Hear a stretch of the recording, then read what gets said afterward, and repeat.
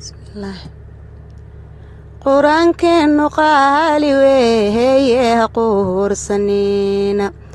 ilaah qowlkiisa weeyaane dhaabugu qaanac,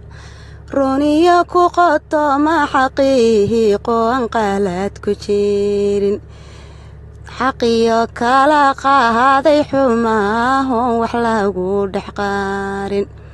jibriil soo qaaday goortow ka yimid samaada,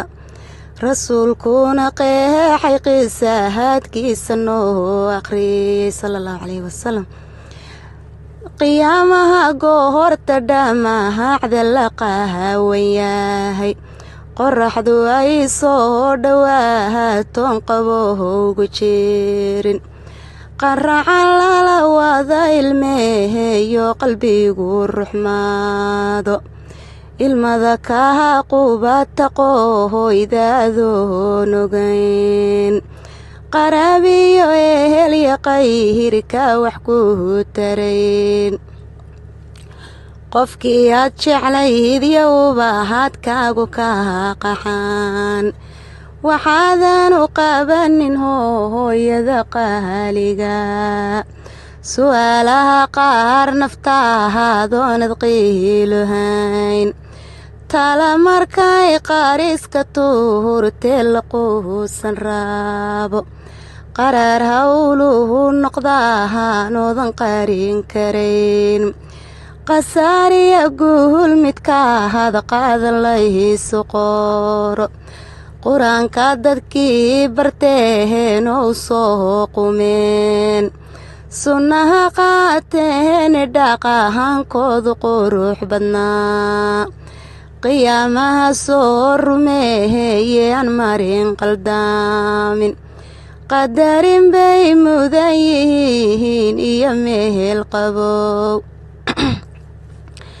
cabsiya qof badanna qalbigooda kuma hardaamo, malaa'iga wada qoslahayaana qaabilaan, jannada u qidmeeya samaahooda qayba qayb, qamrada iyo canabka webiyada wada qulqulay, qabow iyo raaxa hoos bay qurqurinayaan, wixii qalbiyadu rabaan bay qorsho u helaan, salaamaha qaaligaha bay isqaadsadaan, nasiib kala quruxe qaharna waxaa ku dhacay, kuwii qaldanaya shaydaanku qaru ka reeday,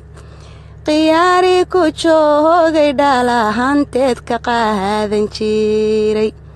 qiyaamahan xasuusane qaalaadya badan, salaadahan qadarihiin oon qushuuci jirin, anquurine mahalka gaahajada loogu qaaday, qaraabada goohoya goortay qofka dhigtaan,